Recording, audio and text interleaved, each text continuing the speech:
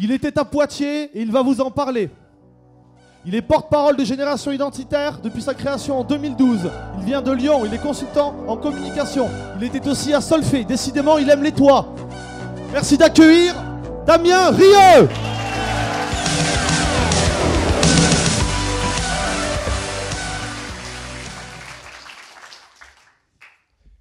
Chers amis, chers camarades, vous avez peut-être connu Génération Identitaire en voyant ces 80 jeunes debout sur le toit d'une mosquée, d'un chantier de mosquée à Poitiers en octobre 2012. Sans doute, certains d'entre vous ont pu se demander ce qui pouvait nous avoir amenés jusque-là. Eh bien, je vais vous raconter une histoire qui pourra vous aider à le comprendre. Cette histoire, c'est celle d'un jeune Français de souche qui a grandi dans la France de l'après-98, dans une France qui ne l'aimait pas. Lui, qui était issu d'une famille si banale, ni pauvre, ni aisé, mais divorcé, n'avait pas franchement d'intérêt pour la chose politique, qu'il observait en spectateur comme tous les jeunes de son âge. Au fond de son cœur, il n'était pas honteux de son pays. Au fond de son cœur, il n'était pas honteux de son pays, il ressentait même parfois cette petite pointe d'orgueil patriote pendant les Jeux Olympiques ou lorsqu'il regardait la télévision, le défilé du 14 juillet avec ses grands-parents. Mais c'est à son arrivée en 6e, au collège, qu'il prit soudainement conscience du caractère particulier de la vie qui l'attendait, mais aussi de qui il était vraiment. Pendant les cours d'histoire, il était un descendant d'esclavagistes. À la pause, dans la cour de récréation, il devenait un sale blanc. Lorsqu'il posait une tranche de jambon sur son plateau repas, à la cantine, il était un sale céfran qui provoquait les autres en mangeant haram.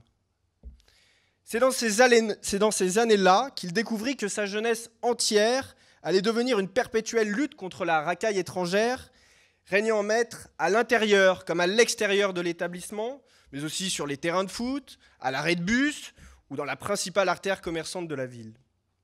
Il comprit alors que toute sa vie, ses chances de survie en milieu hostile, ne dépendraient que de lui-même, de sa capacité à jongler entre dissuasion, diplomatie, solidarité et parfois réaction.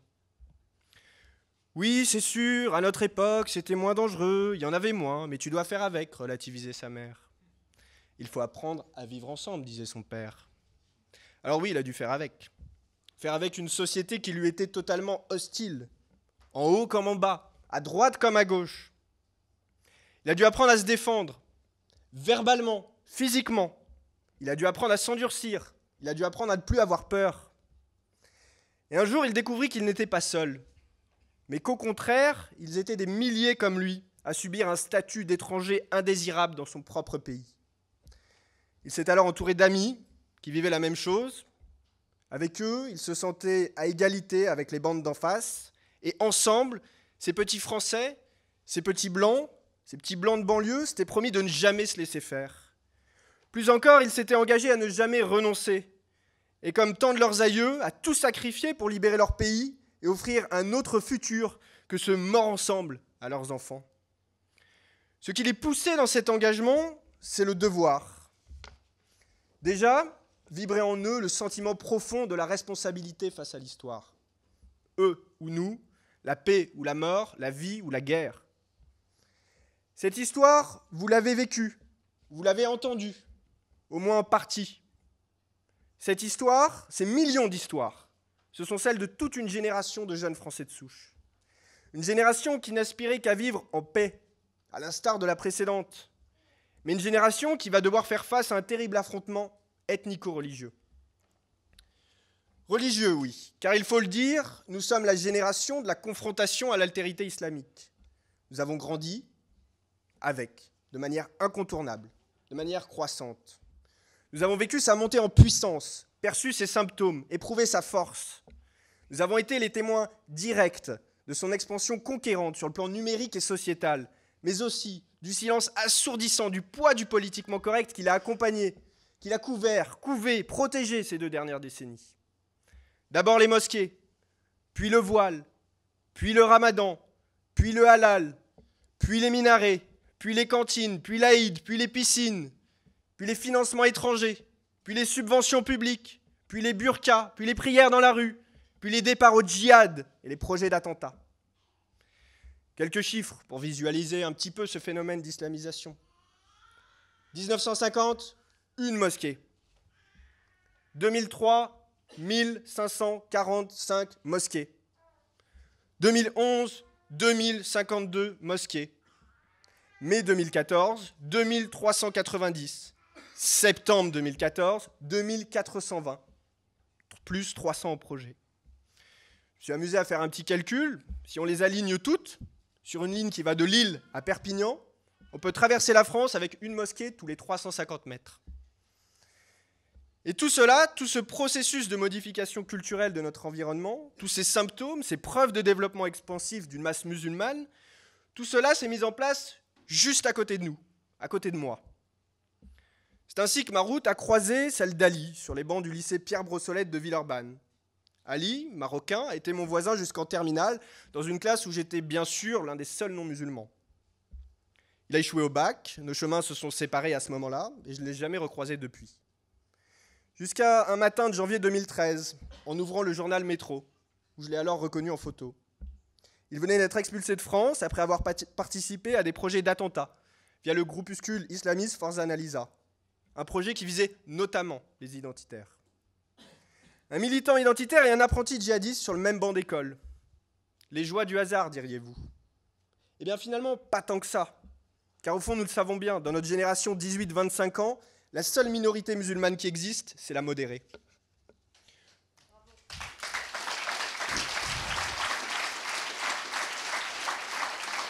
Je ne vois pas pourquoi, comment, par quel miracle, la tendance s'inverserait à l'heure où les djihadistes se bousculent dans les aéroports, que ce soit pour sortir ou pour revenir. À l'heure où ils sont des centaines de milliers à défiler pour leurs frères palestiniens. À l'heure où ils sont des dizaines de milliers à se rassembler chaque année pour le congrès de l'UOIF au Bourget. Et des dizaines tout court à manifester pour dénoncer l'assassinat d'Hervé Gourdel.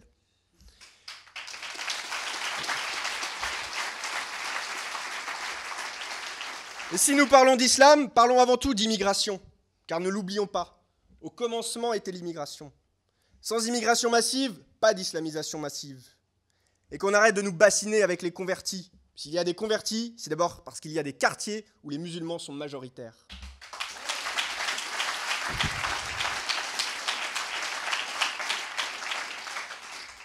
C'est bien cette immigration immersive, puissante, intarissable qui est à l'origine de l'islamisation du pays. Une immigration folle qui jongle avec les zéros et se rit de toutes les lois. Une immigration qui n'aura bientôt plus rien à substituer ou à coloniser si nous n'agissons pas maintenant. D'ailleurs, le plus important, ce n'est pas vraiment leur nombre actuel. C'est la dynamique qu'il faut regarder, les courbes. Et elles annoncent toujours plus vite. Pour s'en convaincre, il suffit de consulter les statistiques du dépistage de la drépanocytose. Elles ne sont désormais plus contestées que par quelques idéologues jusque-boutistes, dans les rédactions de presse notamment. La drépanocytose, c'est une maladie génétique très particulière qui n'est dépistée que chez les nouveau-nés à risque. Et concernant la drépanocytose, un nouveau-né à risque, c'est un nouveau-né issu de parents non européens. Le pourcentage de dépistés nous donne donc le pourcentage d'enfants issus de parents non européens. En 2010, cette maladie a été dépistée sur 31,50% des bébés français. En 2012, 34,44% des bébés nés en France. En 2013, 35,70% des bébés nés en France. Ça veut dire que chaque année, le nombre de nouveau-nés non européens parmi la totalité des nouveau-nés augmente de 1%, chaque année. Alors oui, c'est vrai, la drépanocytose est parfois détectée chez les Européens de l'Est, chez les Siciliens, chez les Français des dom-toms, c'est vrai. Mais les nouveau-nés asiatiques, eux, ne le sont pas. Ça peut compenser. Alors on peut effectivement discuter de l'extrême précision des chiffres. Ou alors on peut aussi, pourquoi pas, essayer d'expliquer par toutes sortes de théories d'enfumage que tout est normal. Par exemple, on peut imaginer donner comme explication à cette explosion de chiffres que les 68% de nouveau-nés dépistés en région Île-de-France en 2013 ne sont que les enfants d'une politique nataliste secrète menée par les îles de Guadeloupe et la mairie de Palerme pour coloniser la région parisienne.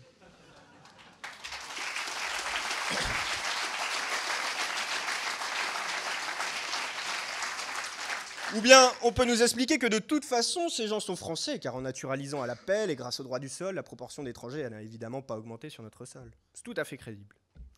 Ou alors on peut tout simplement affronter la vérité en face et reconnaître, par le fait scientifique, par les chiffres qui sont délivrés par des institutions d'État, on peut difficilement soupçonner la collusion, que oui, la France est en cours d'africanisation rapide. Ainsi, si l'on prolonge les courbes statistiques du dépistage de la drépanocytose, c'est entre 2023 et 2025 que le pourcentage de dépistés franchira la barre fatidique des 50%. Pour être clair, à ce moment-là, un nouveau-né sur 2 en France sera d'origine non européenne. À partir de ce point de bascule, les Français de souche deviendront, génération après génération, au fil de la pyramide des âges, un peuple de plus en plus minoritaire. Dès lors, c'est une véritable course contre la montre qui est engagée. Pas pour convaincre notre peuple de l'urgence, ou alors pour peu de temps encore, car nous le savons, les Français ne sont pas dupes. Ils n'ignorent pas les conséquences au quotidien du processus de changement de population qui est en cours. Et ils le disent, dans les sondages, dans les urnes. Ils expriment leur peur intime de perdre leur identité, leur rejet total de l'immigration et de l'islamisation du pays. Quelques exemples de sondages. 65% des Français pensent qu'il y a trop d'immigrés en France, c'est Vipov 2012. 76% des Français considèrent que l'islam progresse trop en France, IFOP 2011. 42% des Français considèrent que l'islam est une menace, IFOP 2010. 55% des Français jugent la visibilité de l'islam trop importante, même sondage IFOP 2010. En 1989, 33% des sondés se disaient pour la construction de mosquées. Ils ne sont plus que 18% aujourd'hui, et je vous laisse imaginer qui c'est. En 89 toujours, dans ce même sondage IFOP, 31% des sondés étaient opposés au port du voile dans la rue. C'est aujourd'hui 63%. 54% des Français trouvent que l'immigration a un impact négatif sur leur pays. Enfin, le meilleur pour la fin, 74% des Français pensent que l'islam n'est pas une religion tolérante et que la religion musulmane est incompatible avec la société française.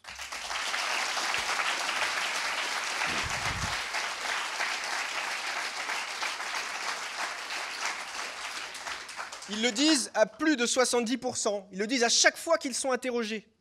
Ils en font même leur priorité absolue. Les Français n'ont pas besoin d'être persuadés sur ces deux questions cruciales que sont l'immigration et l'islamisation. Ils ont maintenant besoin de courage politique et d'action. Ils ont besoin qu'ici et maintenant, un mouvement politique fort puisse leur répondre efficacement et offrir une solution durable et profonde à ce problème qui relève du vital. Ils n'ont pas besoin d'être convaincus, ils réclament d'être entendus et réalisés. Ce n'est pas le moment, alors que les Français sont convaincus par le réel, que les préoccupations identitaires sont justes et vraies, ce n'est pas le moment de renoncer. J'ai l'impression, parfois peut-être à tort, que le seul mouvement politique qui donne encore de l'espoir aux Français hésite, tergiverse, se questionne, se dérobe. Oui, nous avions raison depuis 40 ans, et maintenant que vous nous avez entendus, que vous êtes d'accord, que vous nous soutenez, que vous nous donnez le pouvoir, on ne sait plus trop quoi faire. On n'ose pas. Pire, on n'ose plus. C'est pourtant pas le moment d'avoir peur, d'avoir raison. Ce n'est pas le moment de fuir ses responsabilités par des diversions, par des reculades, par des compromis. Il est temps de prendre le pouvoir qui nous offre et de taper du poing sur la table avec toute la légitimité qu'offre l'opinion. C'est cela qu'attendent les Français. Exécuter leur volonté sans délai et mettre fin au règne du chaos, de la peur, de la violence. Ils réclament du courage. Ils ne veulent pas voir faillir ou paniquer celles et ceux qui peuvent les sauver. Ils exigent de l'assurance, de la bravoure, de la fermeté dans les paroles et demain dans les actes. Ils veulent de l'énergie, une résolution absolue, une vaillance.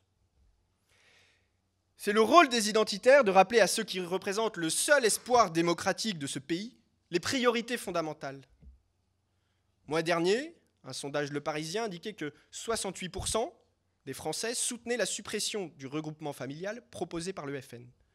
68%, c'est 24 points de plus qu'il y a 3 ans. Ils sont également 67%, 27 points de plus qu'il y a 3 ans, à valider la proposition du Front National de réserver les aides sociales aux Français, priorité nationale. Et 65% pour le retour aux frontières. Par contre, quand on les interroge sur la sortie de l'UE ou le retour au franc, ils se prononcent favorables à 28% et 31%. En 2011, un sondage OpinionWay demandait aux électeurs FN de citer leurs 3 principales motivations de vote. Ils ont répondu l'immigration à 78%, la sécurité à 57%, l'islam à 54%. L'emploi et l'Europe venaient loin derrière avec 12% et 7%. Ce n'est donc pas l'idéologie qui porte le vote identitaire. J'ai bien dit le vote identitaire, même si le parti sur lequel il se porte croit parfois que ses électeurs sont souverainistes.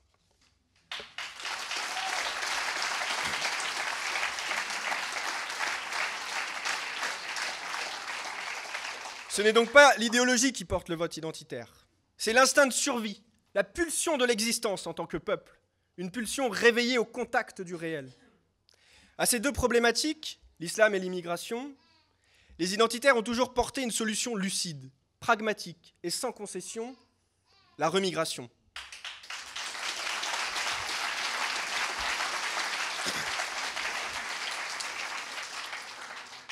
La remigration, c'est-à-dire le retour volontaire ou non de la majorité des colons non européens importés en France ces 40 dernières années.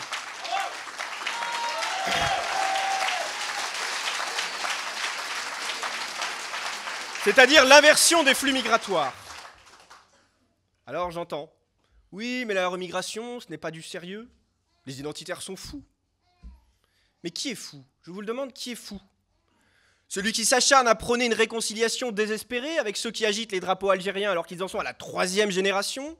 Ceux qui affirment baiser notre pays? Ceux qui partent faire le djihad et qui sont peut-être parmi les égorgeurs et les coupeurs de tête? Ou alors celui qui pense que ceux qui ont fait le voyage dans un sens peuvent le faire dans l'autre?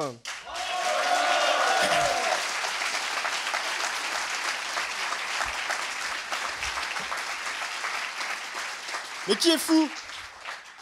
Celui qui n'a toujours pas abandonné l'idée d'assécher le torrent migratoire à l'aide de l'éponge républicaine? Ou bien celui qui connaît l'histoire des pieds noirs et qui sait que oui, ce qui était possible en 1962 peut se reproduire en 2021, à savoir la traversée de la Méditerranée en toute urgence?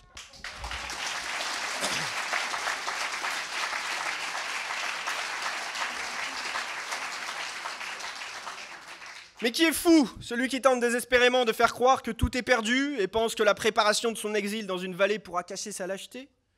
Ou bien celui qui croit à la capacité des peuples européens à se réveiller et à s'unir face à un danger commun, comme ils l'ont fait 1000 fois dans l'histoire?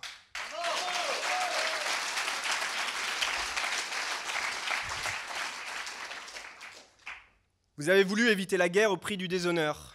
Vous avez le déshonneur et vous aurez la guerre, disait Churchill.